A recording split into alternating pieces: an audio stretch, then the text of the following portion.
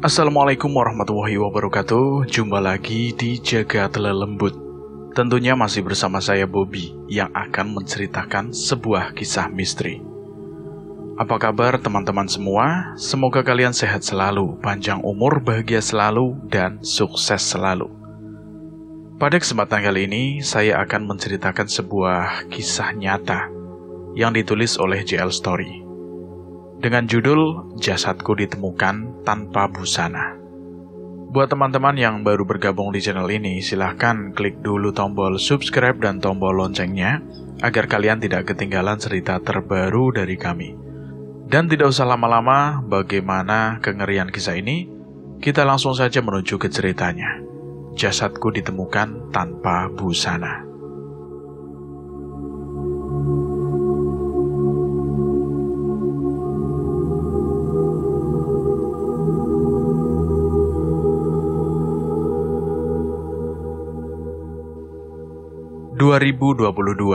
Brebes, Jawa Tengah. Hembusan angin sepoi-sepoi malam menyapa 5 sahabat di pinggir alun-alun kota Brebes. Cahaya lampu jalan yang remang-remang menyinari wajah-wajah mereka yang duduk di kursi-kursi plastik yang berserakan di sekitar area itu. Alun-alun ini adalah saksi bisu dari berbagai kisah persahabatan dan tawa mereka. Sari, Dion, Ipul, Sukron, Taufik, dan Gepeng adalah sahabat perjalanan yang tidak pernah lelah menghabiskan malam di tempat ini. Sari, gadis yang masih duduk di bangku SMA, adalah magnet perhatian. Rambut panjangnya yang hitam tergerai angin dan senyum manisnya membuatnya menjadi pusat sorotan di antara teman-temannya. "Duh, Sari, kamu benar-benar membuat alun-alun ini lebih cerah dengan kehadiranmu," ucap Dion dengan senyuman malu-malu. Sari tertawa kecil. "Kalian aja yang bikin suasana jadi lebih asik. Tanpa kalian, pasti alun-alun ini akan sepi." "Sebagai tanda terima kasih, kita harus merayakan malam ini dengan sesuatu yang spesial," ujar Ipul sambil mengusulkan ide nongkrong di tempat baru. Taufik yang duduk di sudut sambil memetik gitarnya menambahkan, "Benar juga, teman-teman. Kita butuh suasana yang beda. Mungkin kita bisa nyobain kafe yang lagi hits." Dialog mereka terus berlanjut, mengalir bagai riak air yang tenang di danau kecil di tengah alun-alun. Rencana mereka untuk mencari tempat baru mulai terbentuk, dan alun-alun ini menyimpan misteri yang tak terduga bagi 5 sahabat ini. Malam itu, kelima sahabat meninggalkan alun-alun dengan langkah-langkah ringan, membawa tawa dan cerita seru di dalam hati mereka. Udara sejuk malam mengiringi perjalanan pulang mereka dengan langkah yang penuh semangat. Mereka berjalan menuju sudut alun-alun tempat mereka biasa meninggalkan mabuk. Sepeda motor tua yang setia menemani setiap malam petualangan mereka. Mabuk itu bukanlah sekedar kendaraan, tapi bagian dari kenangan dan kisah persahabatan yang telah terukir di setiap putaran roda dan dentingan mesin. Dion yang duduk di belakang menatap jalanan yang terang benderang oleh lampu jalan. "Mabuk ini sudah jadi aksi bisu perjalanan kita ya, guys," ucap Dion menghentikan sejenak lamunannya untuk melihat teman-temannya. "Iya, Yon, betul banget," sahut Sukron yang mengendarai mabuk dengan penuh percaya diri. "Nggak terasa, udah lama juga kita bareng-bareng ya." Perjalanan pulang mereka diisi dengan tawa, canda, dan obrolan ringan. Mabuk melaju cepat, memasuki setiap gang kecil dan jalan sepi yang akan membawa mereka pulang. Setiap sudut kota, setiap jalan yang mereka lewati, menjadi bagian dari jejak perjalanan persahabatan mereka. Malam itu, kota Brebes terlihat sepi dan damai. Lampu-lampu kecil di ruko-ruko tertutup sudah memberi tanda bahwa kota ini tengah beristirahat. Namun tidak begitu bagi mereka. Malam adalah waktu yang paling mereka nikmati ketika petualangan belum berakhir. Dengan suara mesin yang riuh rendah, mereka merayap pulang ke rumah masing-masing. Mabuk yang setia membawa mereka melewati setiap sudut kota, menjadi saksi bisu perjalanan pulang setiap malam mereka yang selalu penuh cerita. Malam itu hanya sebatas awal dari kisah yang akan terus berkembang, seperti halnya suara mesin mabuk yang terus mengantar mereka pulang. Hari-hari Dion diisi dengan rutinitas di toko tempatnya bekerja, di pusat kota Brebes. Toko itu merupakan bagian dari keramaian pusat perbelanjaan yang ramai, dengan berbagai macam barang yang menggoda mata. Posisinya sebagai seorang karyawan membuatnya menjalani hari-hari dengan penuh tanggung jawab. Dion adalah sosok yang cenderung pendiam, hanya tersenyum tipis kepada pelanggan dan rekan kerjanya. Walaupun begitu, keheningan yang sering mengelilinginya tidak melukai hatinya. Di balik tatapan matanya yang serius, tersembunyi rasa cinta yang semakin dalam kepada Sari. Setiap kali Sari mampir ke toko tempatnya bekerja, Dion tidak bisa menyembunyikan senyum kecil di sudut bibirnya. Sari yang biasanya ramah kepada semua orang juga selalu memberikan senyuman khusus untuk Dion. Mata mereka sesekali bertemu, menciptakan kehangatan yang sulit diungkapkan oleh kata-kata. Suatu hari, ketika Dion sedang mengatur rak-rak di bagian sepatu, Sari datang dengan wajah yang ceria. Hai, Dion, ada sepatu baru lagi nih. Ujar Sari sambil menunjuk salah satu rak. Dion tersenyum. Iya Sari, coba aja kalau suka. Mungkin cocok buat kamu. Jawab Dion. Sari mencoba beberapa pasang sepatu, sementara Dion berdiri di belakang meja kasir, diam-diam mengamati setiap gerakannya. Saat Sari menemukan sepatu yang disukainya, Dion memberikan senyum persetujuan. Walaupun mereka hanya berbicara sedikit di toko, setiap pertemuan itu meninggalkan kesan yang dalam di hati Dion. Perasaannya yang semakin mendalam membuatnya semakin ragu untuk mengungkapkan perasaannya kepada Sari. Dion menyimpan rahasia cintanya rapat-rapat, seperti selembar kertas berisi puisi tersembunyi di balik sederetan buku di toko yang selalu ia pandang setiap hari. Di antara kelima sahabat, Ipul adalah yang paling bersemangat dan berenergi. Tubuh kekar dan senyuman cerahnya selalu memberikan warna tersendiri di sekitar tempat kerjanya sebagai kuli bangunan. Setiap hari dia berkunjung di dunia konstruksi, mengangkat batu-batu dan membangun impian orang lain.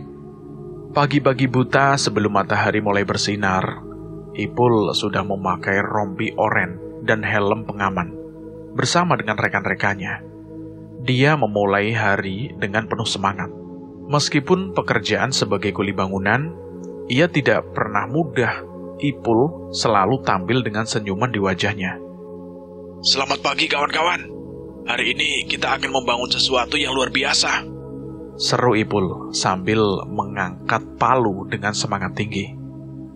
Rekan-rekan kerjanya yang awalnya mengantuk seketika terdorong semangatnya oleh Ipul.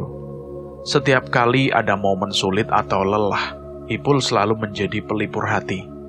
Dia tidak hanya kuat secara fisik, tetapi juga memiliki kecerdasan dalam menghadapi situasi. Walaupun lelah setelah seharian bekerja, Ipul tetap merasa senang untuk bergabung dengan kelima sahabatnya di alun-alun pada malam hari. Saat Ipul muncul dengan seragam kerjanya yang berdebu, gelak tawa pun tidak pernah absen. Kau hebat bro. Bagaimana bisa semangatmu tidak pernah luntur? Tanya Sukron, temannya yang jaga warnet. Selama kita bersama, semuanya kan bisa jadi lebih ringan, iya kan? Setiap malam, Ipul menceritakan kisah-kisah lucu di tempat kerjanya. Meskipun berkali-kali dia terlihat lelah, semangatnya tidak pernah surut. Keberadaannya di antara sahabat-sahabatnya membuat suasana semakin ceria dan menghangatkan hati. Ipul adalah sosok yang tidak hanya membangun bangunan fisik, tetapi juga membangun kebahagiaan di antara teman-temannya. Senyumnya yang tulus adalah pondasi bagi kebersamaan yang tidak ternilai di antara kelima sahabat itu. Sukron, seorang pria berpenampilan rapi dengan kacamata di wajahnya, adalah otak di antara kelima sahabat tersebut. Ia bekerja sebagai tukang jaga warnet di salah satu sudut kota Brebes. Malam-malam, ketika warnet sudah sepi dari pengunjung, Sukron sering menghabiskan waktunya dengan bermain game online. Warnet tempat Sukron bekerja menjadi tempat perlindungan yang nyaman baginya. Dengan aroma kopi yang menguar, ia duduk di balik meja resepsionis sambil memandangi layar komputer. Rambutnya yang rapi dan pakaian yang serba hitam mencerminkan kematangan dan keseriusan. Walaupun terkadang harus menghadapi masalah teknis atau pelanggan yang rewel, Sukron selalu menjaga ketenangan. Ia memiliki kemampuan untuk memecahkan masalah dengan cepat. Tak heran jika teman-temannya sering berpaling kepadanya saat ada kendala teknis di komputer mereka. Kron, laptop saya lagi error nih. Bisa bantu nggak? Seru Dion sambil menghampiri meja resepsionis. Sukron tersenyum. Ya tentu saja bisa lah bro. Sini, biar gue bantu. Jawab Sukron dengan senyuman. Selain menjadi tukang jaga warnet yang handal, Sukron juga mahir dalam memainkan game online. Setiap malam ketika tidak ada tugas, ia akan menghidupkan komputernya dan terjun ke dunia maya. Di dalam permainan, ia bisa menjadi kesatria yang gagah berani atau penyihir yang penuh trik. Teman-temannya sering bergabung dengannya dalam petualangan maya tersebut. Bro, kemarin gue berhasil mencapai level tinggi nih. Kapan-kapan kita main bareng lagi ya? Ajak Sukron sambil tersenyum. Pastilah, Kron. Gak sabar nunggu momen itu. Jawab Dion dengan antusias. Warnet bukan hanya tempat kerja bagi Sukron, tetapi juga menjadi markas di mana ia bisa mengeksplorasi dunia maya dan menghibur diri. Malam-malam kosong di antara layar monitor dan lampu neon warnet menjadi saksi perjalanan Sukron dalam dua dunia yang berbeda, dunia nyata dan dunia maya. Di tengah keramaian kota Brebes, Sari, seorang gadis yang cantik dan cerdas, masih menaiki hari-harinya sebagai pelajar di SMA setempat. Wajahnya yang selalu berseri-seri menjadi sinar terang di antara kelima sahabat yang memiliki cerita masing-masing. Sari adalah bunga di taman persahabatan mereka. Dengan seragam putih abu-abu yang rapi, ia mewakili citra seorang pelajar yang rajin dan cerdas. Meskipun begitu, kecerdasannya tidak membuatnya angkuh. Ia tetap menjadi bagian dari kelompok, menyatu dalam kehangatan persahabatan mereka. Sari, kamu lagi baca buku apa? Goda Dion ketika melihat Sari sibuk membaca novel di sudut perpustakaan sekolah. Sari tersenyum. Oh ini buku tentang petualangan, Yon. Seru banget loh. Jawab Sari sambil tersenyum manis. Sebagai satu-satunya perempuan di antara kelima sahabat itu, Sari selalu memberikan kelembutan dan keceriaan di dalam kelompok. Setiap kali mereka berkumpul, Sari selalu hadir dengan senyuman yang menyejukkan, membawa kehangatan dalam percakapan mereka. Namun di balik senyuman yang cerah, terkadang terlihat kilatan kepenatan. Sekolah, tugas, dan eskul membuatnya terkadang harus berjongkok di antara buku-buku tebal di malam hari. Meskipun begitu, Sari selalu berhasil menjaga semangat dan antusiasme di dalam dirinya. Hari ini ada tugas lagi nih, tapi gak apa-apalah. Kita tetap harus nongkrong malam ini, iya kan? Ujar Sari dengan penuh semangat saat duduk di tengah-tengah sahabat-sahabatnya itu. Malam-malam nongkrong di alun-alun tidak pernah dilewatkan oleh Sari. Ia adalah sosok yang selalu menyemangati teman-temannya. Bahkan di tengah-tengah kesibukannya sebagai pelajar, bangku SMA belum bisa meredam semangat dan keceriaan Sari dalam mengisi setiap lembar cerita persahabatan mereka. Di tengah hiruk-pikuk kota Brebes, dua sahabat yang selalu meramaikan jalanan dengan melodi simpel gitar dan suara merdu mereka adalah Taufik dan Gepeng. Keduanya adalah pengamen yang mencari nafkah dengan membagikan lagu dan melodi di pinggir jalan. Taufik dengan rambut panjangnya yang tergerai bebas selalu memetik senarnya dengan penuh semangat. Gepeng, teman sejatinya, menemani dengan alunan vokal yang khas. Bersama, mereka membawa keceriaan kepada siapapun yang melewati jalan mereka. Gesek aja senarnya, Fik. Kita nyanyiin Pelukis Malam, ajak Gepeng sambil berdiri di sudut jalan yang ramai. Taufik mengangguk, dan melodi gitar pun mulai mengalun. Mata mereka berbinar-binar saat suara harmonis mereka menyentuh hati setiap orang yang mendengarnya. Meskipun hidup sebagai pengamen, Taufik dan Gepeng selalu menunjukkan semangat positif yang luar biasa. Mereka sering menghibur di depan kafe atau di sudut alun-alun, tempat kelima sahabat yang lain sering berkumpul. Kalaupun hanya sekedar mendapat aplaus atau senyuman dari para pendengarnya, itu sudah cukup membuat hari-hari mereka menjadi berarti. Dengar tuh, mereka lagi nyanyiin lagu kita favorit nih, ujar Sari kepada teman-temannya ketika melewati Taufik dan Gepeng di pinggir jalan. Saat malam tiba, Taufik dan Gepeng akan bergabung dengan kelima sahabatnya di alun-alun. Mereka membawa gitar dan cerita dari pinggiran jalan, menambah kesan magis pada suasana malam yang penuh kehangatan persahabatan. Bagi Taufik dan Gepeng, setiap senar yang mereka petik dan setiap not yang mereka nyanyikan adalah kado untuk sahabat-sahabat mereka yang lain. Malam itu, di tengah lampu kota yang berkilau, kelima sahabat berkumpul di alun-alun. Sari, Dion, Ipul, Sukron, Taufik, dan Gepeng duduk di kursi-kursi plastik sambil menikmati semilir angin malam yang menyegarkan. Dion dengan senyuman misteriusnya menyela obrolan. Guys, ada kabar nih. Ada kafe baru yang katanya lagi hit banget di kota. Kita coba nongkrong di sana ya. Malam ini gimana? Kata Dion kepada teman-temannya. Sukron mengangguk setuju dan dia ikut nimbrung. Bisa jadi ide bagus itu, Yon. Kita perlu suasana yang berbeda dari biasanya. Kenapa enggak? Iya kan? Lagian, bisa jadi inspirasi baru buat lagu kita. Tambah Taufik dan Gepeng dengan tertawa kecil. Ipul dengan semangat mengangguk-angguk. Iya, kita coba saja. Siapa tahu seru di sana. Memangnya apa nama kafenya? Tanya Sari kepada Dion. Dion pun menjawabnya. Namanya Cafe di Angolo. Katanya punya konsep yang unik. Kita bisa coba lihat sendirilah. Jawab Dion sambil tersenyum. Mereka setuju untuk mencoba kafe baru tersebut, merencanakan malam yang penuh tawa dan cerita. Sari melihat ke sekitarnya. Kalau begitu, kita bisa langsung ke sana saja setelah ini ya. Oke, kita rapatkan rencana.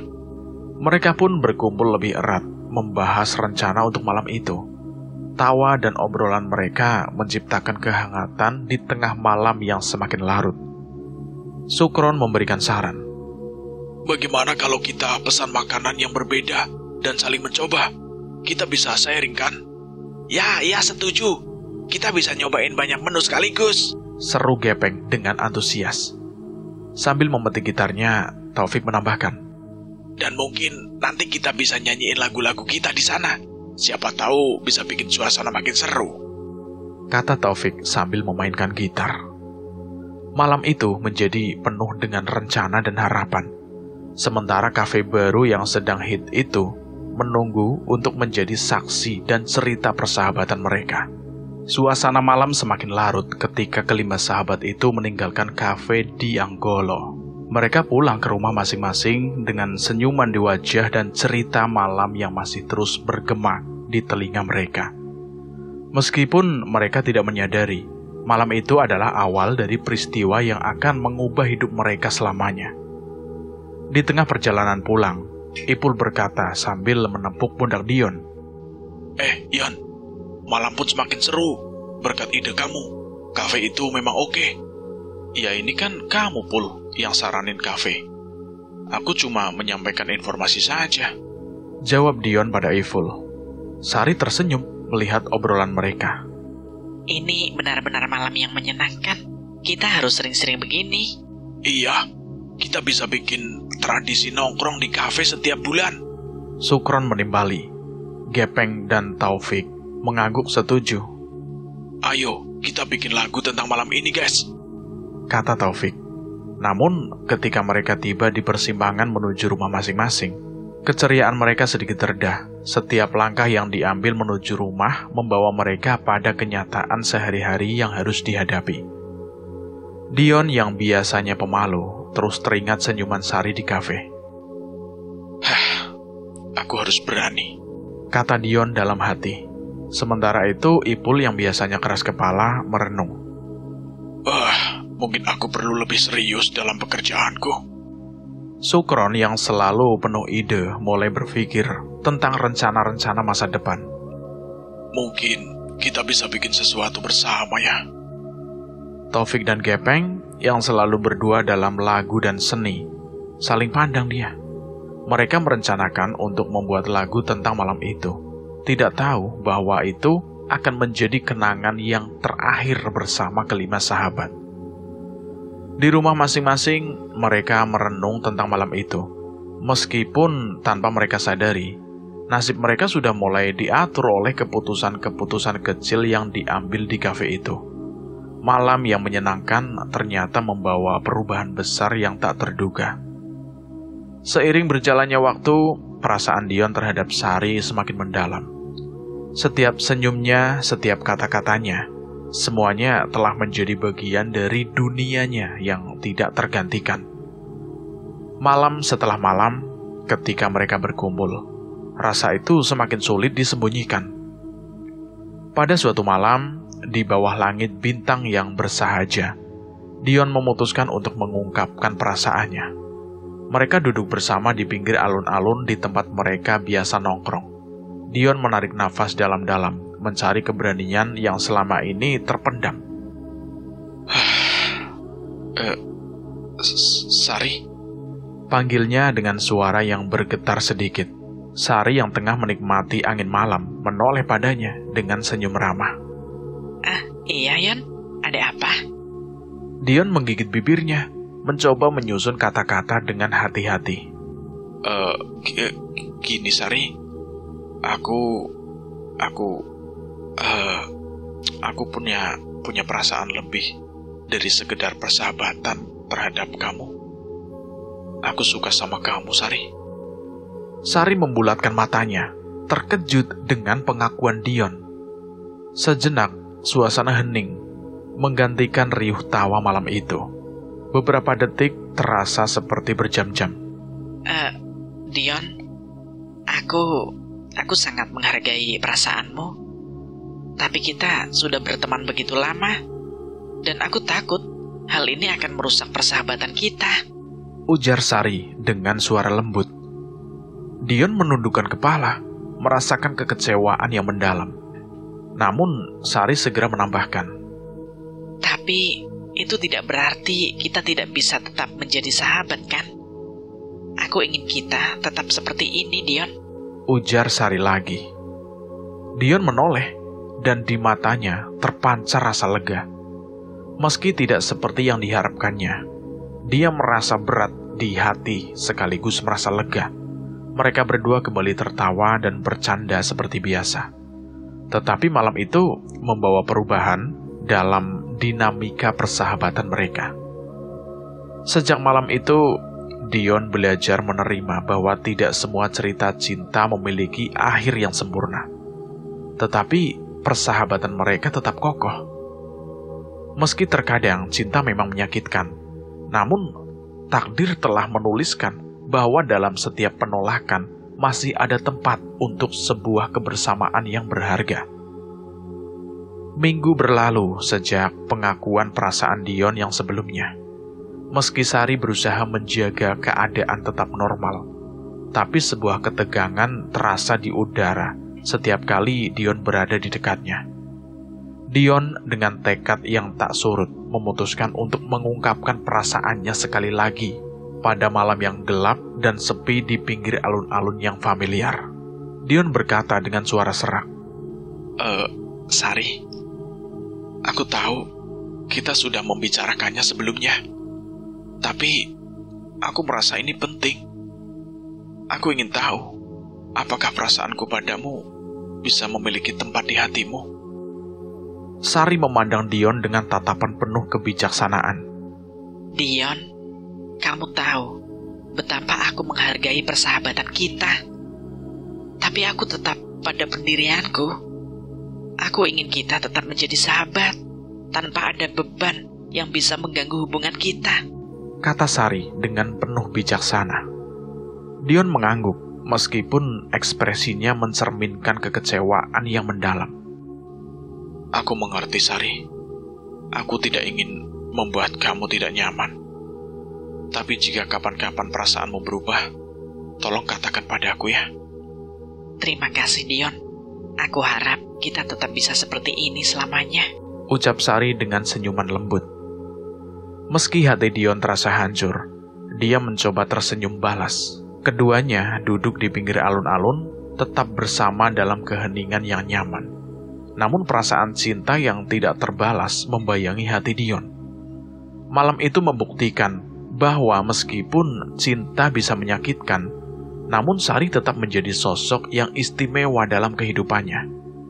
Dion berjanji untuk tetap menjaga persahabatan mereka, bahkan jika hatinya tidak bisa membohongi rasa yang mendalam. Malam itu, suasana alun-alun nampak sepi setelah kelima sahabat itu berpisah. Dion memutuskan untuk mencari teman-teman cowoknya, Ipul dan Sukron, yang masih asik duduk di warung kopi pinggir jalan. Dengan langkah berat, Dion bergabung dengan mereka, duduk di kursi kosong di seberang meja. Ipul menatapnya dengan heran. Bro, ada apa? Kenapa kelihatan muram gitu kamu? Iya, Yon. Biasanya kan selalu semangat. Ada masalah apa emangnya? Tanya Ipul dan Sukron pada Dion. Dengan suara yang terdengar serak, Dion mulai menceritakan kisahnya. Gini bro. Tadi aku mencoba mengungkapkan perasaan saya kepada Sari lagi. Tapi Sari menolaknya. Katanya dia ingin kita tetap seperti sahabat. Ipul dan Sukron saling pandang, merasa turut prihatin dengan situasi Dion. Ipul memegang bahu Dion dengan penuh kepedulian. Bro, itu pasti sulit. Tapi ingat, tidak semua cerita cinta berakhir dengan bahagia selamanya. Kadang, kita harus belajar menerima kenyataan, ucap Ipul pada Dion. Dion pun mengangguk, tetapi ekspresinya masih terlihat tertekan. Aku tahu, Pul, tapi rasanya sulit untuk menerima kenyataan ini. Sari adalah bagian besar dari hidupku. Sukron menoleh, menawarkan kata-kata penghiburan. Mungkin ini adalah ujian untukmu, Yon. Jangan biarkan satu kegagalan menghancurkan semangatmu. Kita selalu di sini untukmu, bro. Timpal Sukron. Dion tersenyum tipis, merasa bersyukur memiliki teman-teman yang mendukungnya. Meskipun hatinya masih terluka, kehadiran Ipul dan Sukron membawa sedikit cahaya di tengah kegelapan yang dirasakannya. Malam itu, di bawah langit yang penuh bintang, mereka terus berbincang bersama-sama, merangkul persahabatan yang selalu menjadi penopang di setiap kesedihan. Beberapa hari setelah pengakuan perasaan Dion, suasana di antara kelima sahabat terasa lebih tegang. Meskipun mereka mencoba untuk menjalani kehidupan sehari-hari seperti biasa, tapi kehadiran Sari tetap membuat Dion merasa tidak nyaman. Pada suatu sore, ketika 5 sahabat itu berkumpul di pinggir alun-alun, keadaan semakin rumit. Sari tiba-tiba dengan wajah ceria seperti biasa. Namun kali ini, dia tidak sendiri. Seorang cowok yang tidak dikenal oleh Dion, Ipul, Sukron, Taufik, dan Gepeng nampaknya menjadi pendampingnya. Mereka datang bersama-sama, tersenyum bahagia. Dion menelan ludah. Melihat pemandangan itu membuat hatinya semakin berat. Ia mencoba menyembunyikan perasaannya. Tapi teman-temannya yang tahu tentang pengakuan cintanya terus memandanginya dengan penuh simpati. Sari memberi senyum ramah pada kelima sahabatnya. Hai teman-teman, ini teman kerja saya, Arga. Kami tadi kebetulan berpapasan di kafe. Sambut Sari dengan senyuman ramah. Dion hanya mampu mengangguk singkat, mencoba menyembunyikan kekecewaannya. Tetapi tatapan matanya yang terasa berat menunjukkan segalanya. Saat mereka duduk bersama, percakapan terasa kaku. Arga mencoba memecahkan keheningan. Sari bercerita banyak tentang kalian, teman-temannya yang akrab. Dia benar-benar memiliki sahabat-sahabat yang luar biasa, ucap Arga kepada kelima sahabat itu. Ipul dan Sukron tersenyum kaku, mencoba menyambut Arga dengan hangat. Namun hati Dion semakin terasa hancur melihat Sari dan Arga berdua. Setelah pertemuan itu, suasana di antara kelima sahabat semakin suram. Dion berusaha untuk tetap bersikap normal, namun kehadiran Arga membuatnya merasa semakin terasing. Melihat Sari boncengan dengan cowok lain hanya membuatnya semakin merasakan pahitnya penolakan dan kehilangan. Malam itu, saat langit mulai gelap, mereka pulang ke rumah masing-masing dengan hati yang berat, memikul beban persahabatan yang semakin rumit. Keesokan harinya, kelima sahabat itu merasa perlu menghilangkan ketegangan yang ada di antara mereka. Setelah berpikir sejenak, Gepeng mengusulkan, mengapa kita tidak menghabiskan malam di alun-alun lagi? Seperti dulu-dulu itu loh. Mungkin kita butuh waktu bersama untuk meredakan suasana, usul Gepeng. Iya, benar juga. Mungkin malam ini bisa menjadi titik balik untuk kita semua. Mari kita nongkrong seperti biasa, Taufik menimpali. Mendengar saran tersebut, Dion setuju. Ya udah, baiklah. Kita kumpul malam ini di alun-alun. Mungkin kita bisa ngobrol dan tertawa seperti dulu. Aku setuju. Mungkin malam ini kita butuh waktu untuk bersantai dan menikmati kebersamaan tanpa ada beban perasaan, tambah Sukron dengan antusias. Sari yang sedikit merasa bersalah atas situasi yang terjadi mengangguk. Aku juga setuju. Kita semua butuh waktu untuk bersama-sama tanpa harus membicarakan hal-hal rumit. Maka kesepakatan untuk nongkrong di alun-alun malam itu pun tercapai. Mereka berharap bahwa malam itu bisa menjadi peluang untuk mengembalikan kehangatan dan keceriaan di antara mereka. Hanya dengan nongkrong di tempat yang telah menjadi saksi banyak kenangan, mereka berharap bisa melupakan sejenak permasalahan yang mendera persahabatan mereka. Alun-alun yang sepi mulai terasa hening ketika lima sahabat itu berkumpul di malam yang gelap. Meja plastik dan kursi di sekitar mereka menjadi saksi bisu dari serangkaian percakapan yang semakin berat dan mencekam. Dion, kenapa kita tidak mencoba bersenang-senang malam ini? Mungkin ini bisa menjadi cara terbaik untuk melupakan sejenak semua masalah, ajak Ipul sambil menyodorkan sebotol minuman keras kepada Dion. Dion melihat botol itu sebentar, kemudian mengangguk setuju. Mungkin kamu benar, Pul. Sekarang rasanya sulit untuk merasakan kebahagiaan. Sukron membuka sebotol lagi dan tersenyum. Mari kita bersulang untuk persahabatan kita. Mungkin ini bisa menjadi obat penawar bagi hati kita yang sedang terluka. Sari menyusul dengan mengangkat gelasnya. Kita tetap bersama ya. Persahabatan kita tidak boleh goyah karena masalah cinta. Taufik dan Gepeng juga bergabung dalam perayaan kecil mereka. Mereka berusaha meneguk minuman keras dengan harapan bisa melupakan setiap beban yang mereka rasakan. Namun semakin malam berjalan, suasana semakin larut dalam kegelapan. Percakapan yang seharusnya menjadi penyembuh malah membuka luka-luka yang masih segar. Minuman keras menjadi semacam pelarian dari kenyataan yang tidak mereka sukai. Sukron yang biasanya bijaksana mulai berbicara dengan nada pahit. Apa yang kita lakukan? Kita hanya menciptakan masalah baru untuk melupakan masalah yang sudah ada, ucap Sukron. Mari hentikan pembicaraan serius ini. Kita semua butuh waktu untuk bersantai dan menikmati malam. Biarkan masalahnya di pagi hari, jawab Ipul. Namun, di antara candaan dan gelak tawa palsu, keheningan malam itu membawa pesan bahwa minuman keras tidak dapat mengobati luka hati dan persahabatan yang renggang. Malam itu menjadi saksi bisu dari kesulitan yang mereka hadapi sebagai sahabat-sahabat yang mencoba meresapi setiap detik kebahagiaan yang bisa mereka dapatkan, walaupun hanya sebatas kenangan yang semakin terasa menyakitkan.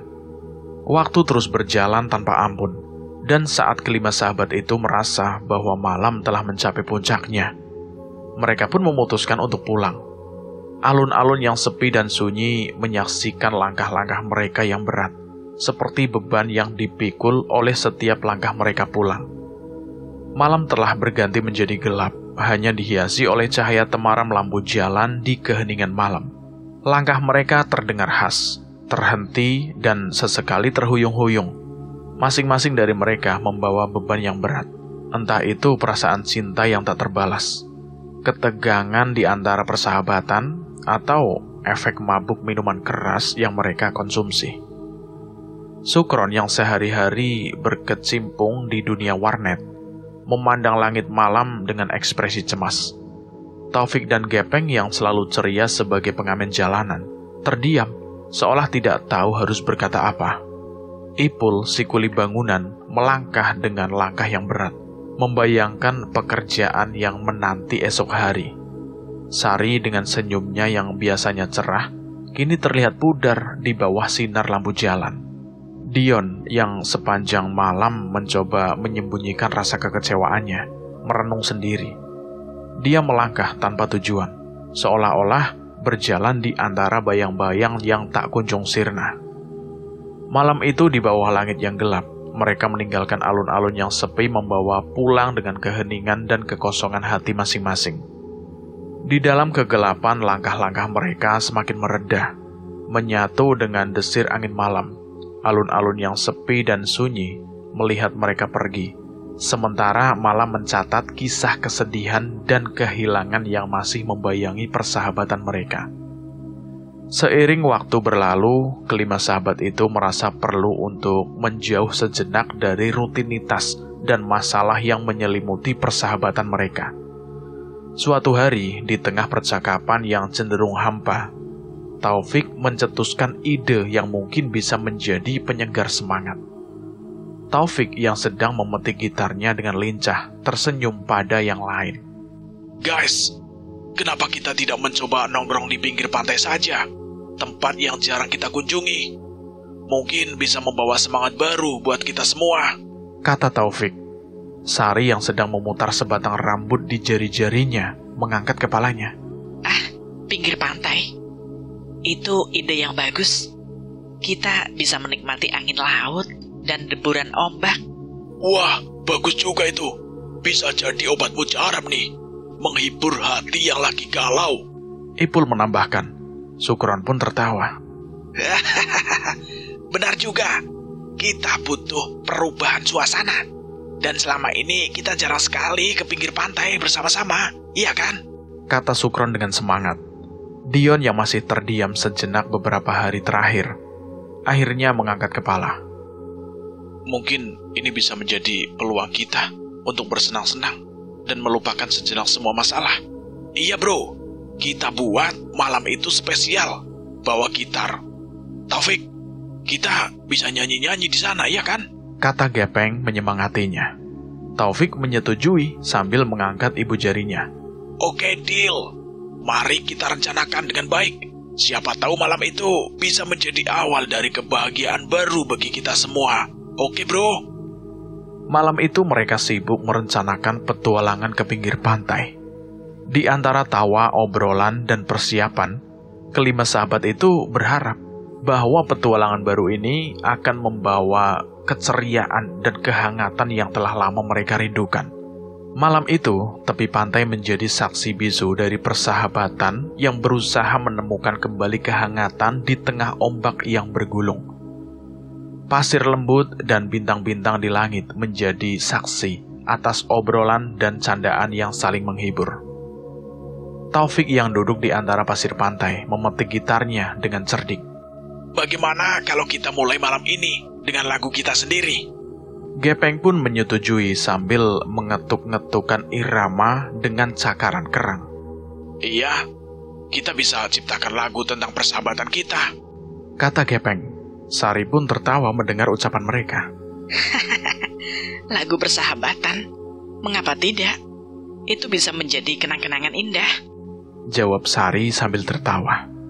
Namun, di balik tawa dan harmoni lagu yang mereka ciptakan, rencana busuk sudah mulai menancap di benak beberapa hari mereka.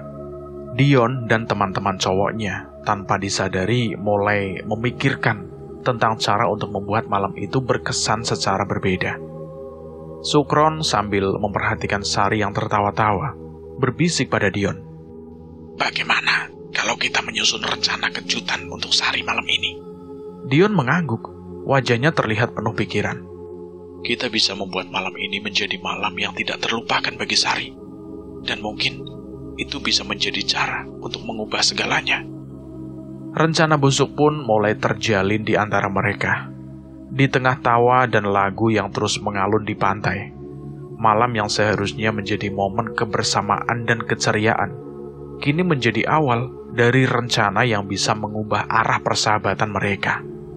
Di tengah candaan dan tawa di tepi pantai, gelombang ombak yang melambai-lambai menjadi latar suasana. Minuman keras berputar-putar di tangan mereka, menciptakan aura keceriaan yang semakin berkobar. Namun, di antara sahabat-sahabat yang seharusnya menjaga kebersamaan, terdapat rencana busuk yang tengah mereka persiapkan. Ipul sambil menuangkan minuman ke dalam gelas, berkata kepada Sari, Sari, ini minuman spesial buatan kami. Coba deh, rasanya enak. Sari yang masih terhanyut dalam suasana riang, menerima gelas tersebut tanpa curiga. Terima kasih, Pul. Kalian luar biasa malam ini. Dion meski terlihat ragu, mencoba untuk tersenyum. Iya, Sari. Semoga ini membuat malam kita semakin indah. Tak lama kemudian, suasana semakin meriah. Lagu-lagu yang mereka nyanyikan semakin riang, namun tidak menyadari bahwa rencana busuk sudah mulai berjalan. Sari yang terus menghabiskan minumannya tanpa memperhatikan dosis yang seharusnya, mulai menunjukkan tanda-tanda mabuk. Matanya terlihat sayu dan langkahnya menjadi tidak stabil. Teman-temannya yang seharusnya menjaga dan melindungi terus menyaksikan tanpa menyadari konsekuensi dari rencana mereka. Sari, kau baik-baik saja kan? Tanya Gepeng dengan wajah yang mulai cemas. Sari hanya tersenyum lemah. Aku merasa sedikit pusing. Mungkin efek dari minuman ini. Namun di balik senyumnya, Sari tidak menyadari bahwa rencana jahat mulai menghantui keadaannya. Malam yang seharusnya indah menjadi sarana untuk perbuatan tercela. Dan Sari tanpa memahami apa yang sebenarnya terjadi, terus tenggelam dalam efek mabuk yang semakin memuncak. Di bawah langit malam yang gelap, kelima sahabat itu yang semula bersama-sama merencanakan petualangan akan keceriaan, kini mulai merancang rencana busuk yang tidak dapat diampuni. Mereka membagi tugas dalam diam-diam, sementara Sari yang semakin mabok tidak sadar akan ancaman yang mengintai. Dion yang mencoba menyembunyikan rasa sesal di matanya, menghampiri Sari dengan gelas penuh minuman di tangannya. Sari, minumlah ini. Ini membuatmu lebih nyaman. Dion menawarkan. Sari yang sudah kehilangan kewaspadaan menerima gelas itu dengan senyum yang sudah semakin lemah. Terima kasih, Dion. Kalian baik-baik saja. Ipul, Sukron, Taufik, dan Gepeng tanpa rasa bersalah memandang Sari yang semakin tidak berdaya. Mereka tahu bahwa langkah yang akan diambil adalah tidak bermoral, tapi rencana busuk mereka tetap berlanjut. Sukron menggoda dengan wajah santai. Mari kita jadikan malam ini berkesan ya. Sari, kamu cantik sekali malam ini, kata Sukron. Ipul pun menambahkan. Benar, Sari. Malam ini istimewa. Kita ingin memberikan kejutan padamu. Dion dengan ragu berkata kepada Sari. Sari, kita punya sesuatu yang bisa membuatmu lebih rileks. cobalah untuk tiduran sebentar di sini. Tanpa merasa curiga, Sari merasa lebih nyaman tiduran di pasir pantai. Dion dan teman-temannya, dengan hati yang semakin penuh kegelapan, melanjutkan rencana busuk mereka untuk menidurkan Sari yang tidak berdaya. Malam itu, di bawah bintang-bintang yang tanpa tahu akan kebusukan yang tengah terjadi, Sari pun tenggelam dalam tidurnya. Tanpa menyadari bahwa persahabatan yang telah lama dibangun tengah diguncang oleh rencana busuk yang mengerikan. Langit malam menyaksikan kelamnya peristiwa yang terjadi di pinggir pantai. Sari tidak sadarkan diri karena efek mabok yang semakin merajalela. Menjadi bulan-bulanan rencana busuk yang telah direncanakan oleh Dion, Ipul, Sukron, Taufik, dan Gepeng. Mereka yang semula adalah sahabat, kini menjadi pelaku kejahatan yang mengerikan. Dion dengan ekspresi kejam di wajahnya berkata kepada Sari yang lemah, "Ini yang kau dapatkan karena menolak cintaku, Sari. Sekarang kita akan merasakannya bersama." Ipul, Sukron, Taufik, dan Gepeng tanpa sepatah kata pun ikut serta dalam tindakan keji tersebut. Mereka mencopot seluruh pakaian Sari, menindihnya dengan kejam, tanpa merasa ada belas kasihan sedikit pun. Sari yang tidak mampu melawan hanya bisa merintih lemah. Tolong, hentikan.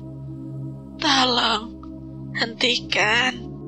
Namun suara rintihannya terdengar seperti desahan angin malam yang tanpa daya. Mereka tidak mengindahkan permohonan Sari, bahkan semakin meningkatkan intensitas kekerasan yang mereka lakukan. Sari yang telah kehilangan segala daya untuk melawan, semakin merasa keputusasaan. Di tepi pantai yang sunyi, di bawah bintang-bintang yang seakan menyaksikan kekejaman tersebut, nyawa Sari meregang. Dia tergeletak di pasir pantai dengan wajah yang penuh derita, menyimpan rahasia pahit yang tidak akan pernah bisa diketahui. Dialog mereka selama tindakan mengerikan itu hanya terdengar di bawah suara ombak dan angin malam, menjadi sumpah serapah yang menandai akhir dari persahabatan yang perlahan-lahan menjadi kutukan. Kegelapan malam semakin menyelimuti pantai, menjadi saksi bisu dari kejahatan yang telah dilakukan oleh kelima sahabat itu. Setelah perbuatan keji terhadap Sari, mereka berkerumun di sekitar tubuh yang tidak bernyawa, tanpa sedikit pun belas kasihan di mata mereka. Dion dengan suara rendah dan dingin mengusulkan rencana lebih lanjut. Kita harus menyingkirkan jejak ini. Sungai di sini terpencil. Kita bisa membuangnya dia di sana, agar tidak ada yang tahu. Usul Dion kepada teman-temannya. Ipul, Sukron, Taufik, dan Gepeng yang sejak awal sudah terlibat dalam perbuatan mengerikan itu mengangguk setuju. Mereka melihat Sari yang sudah tidak berdaya, tidak bernyawa di hadapan mereka. Ipul dengan nada acuh tak acuh berkata, "Kita harus cepat. Jangan biarkan ada yang menyadari apa yang terjadi malam ini," kata Ipul. Sukron mengamati sekeliling. Bro, tidak ada yang melihat kita kan?" Tidak ada. Mari kita segera lakukan ini sebelum ada yang tahu," jawab Taufik dengan cepat. Gepeng yang biasanya riang, kini hanya mengangguk dengan serius. "Kita harus menyelesaikan ini bersama-sama." Mereka pun membawa tubuh Sari yang tak bernyawa itu menuju tepi sungai yang terpencil. Rencana untuk menyembunyikan jejak kejahatan mereka semakin terwujud. Di bawah sinar rembulan yang samar, kelima sahabat itu bergerak menuju ke tempat yang gelap dan sunyi, di mana air sungai siap menyimpan rahasia kegelapan yang mereka ciptakan. Sebenarnya, mereka itu bukan berniat untuk menghabisi nyawa Sari. Mereka hanya untuk bersenang-senang semata, tapi dengan dosis yang berlebihan, akhirnya merenggut nyawa Sari. 2 hari berlalu sejak malam kelam di pinggir pantai. Kabar hilangnya Sari mulai menyebar di kalangan teman-temannya, di antara kenalan-kenalan mereka, dan bahkan di seluruh kota.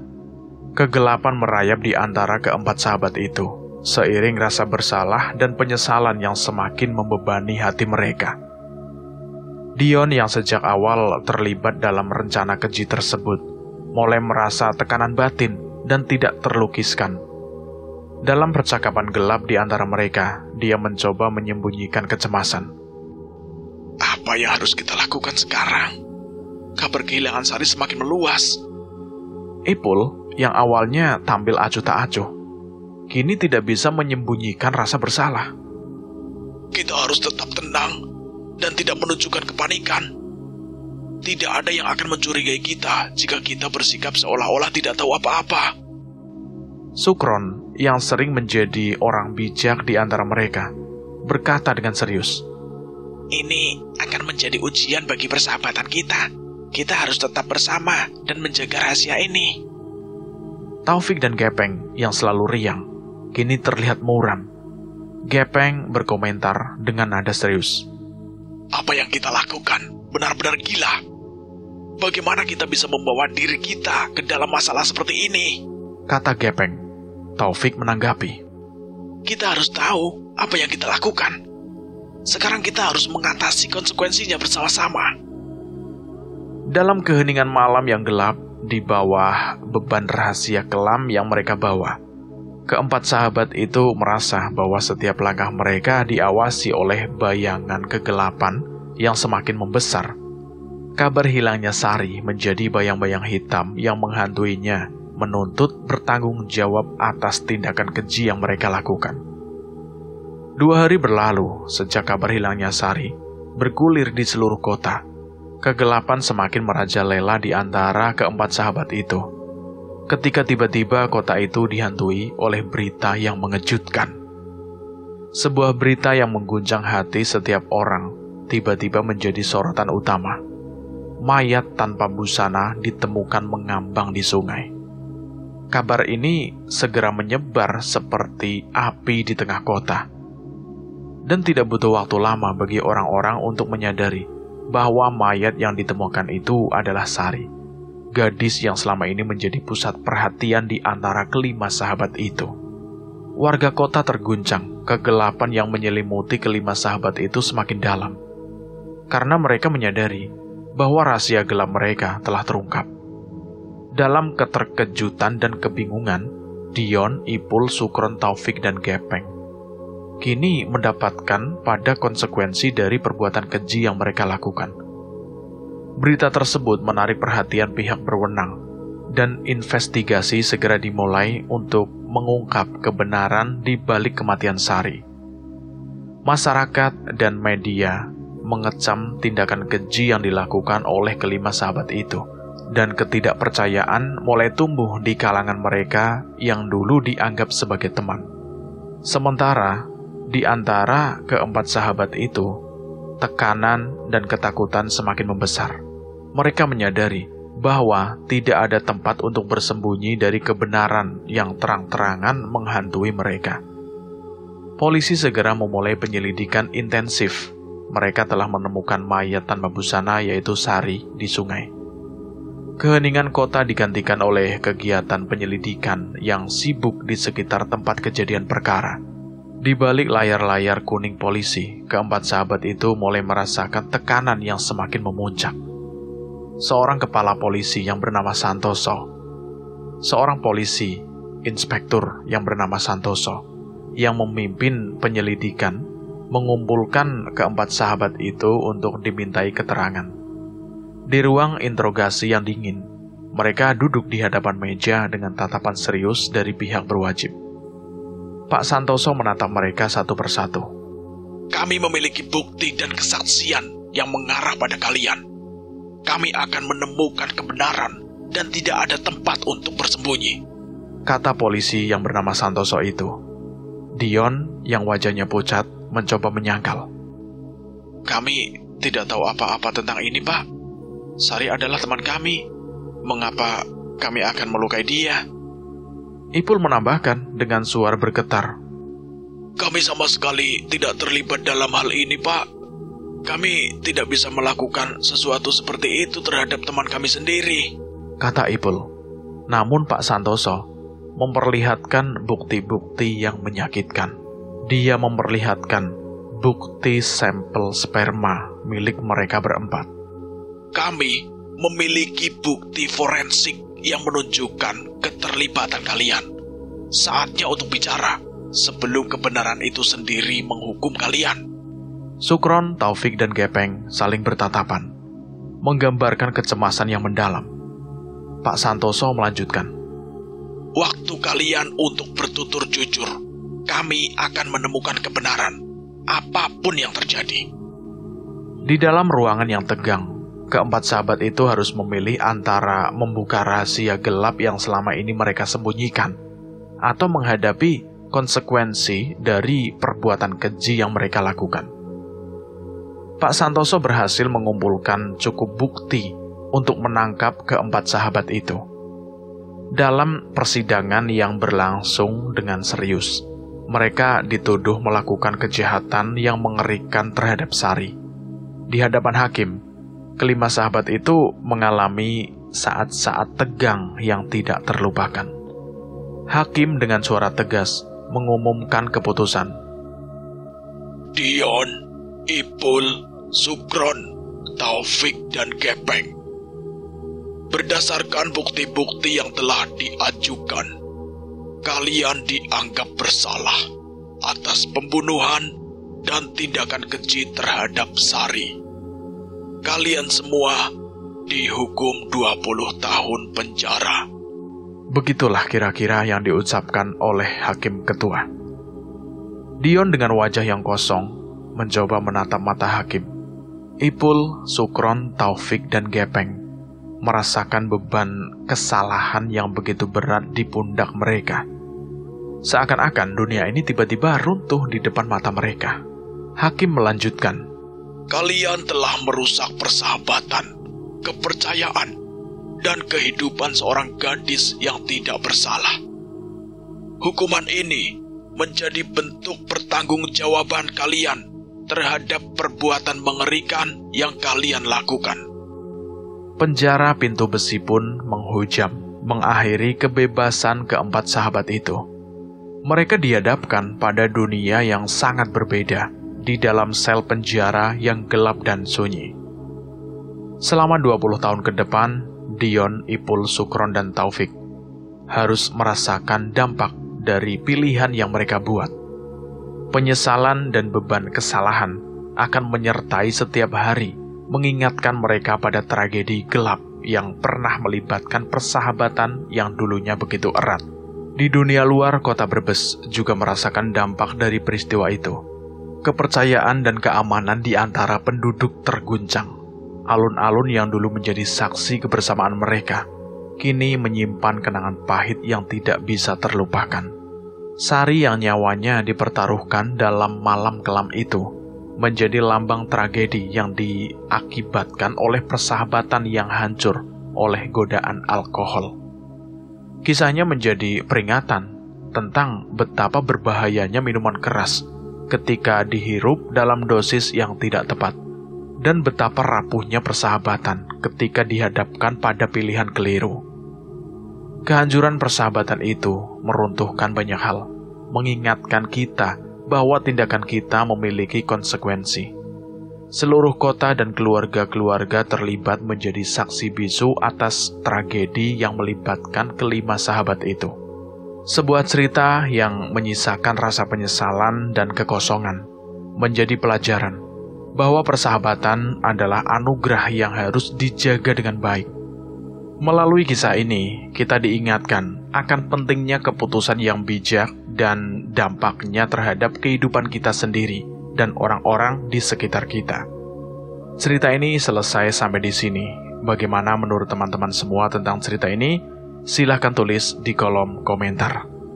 Terima kasih buat teman-teman semua yang sudah mendengarkan cerita ini. Semoga kalian dalam keadaan sehat selalu, panjang umur, bahagia selalu, dan sukses selalu. Dan buat teman-teman yang baru bergabung di channel ini, silahkan klik tombol subscribe dan tombol loncengnya, agar kalian tidak ketinggalan cerita terbaru dari kami. Dan saya mohon maaf jika ada kesalahan kata. Saya pamit undur diri. Wassalamualaikum warahmatullahi wabarakatuh.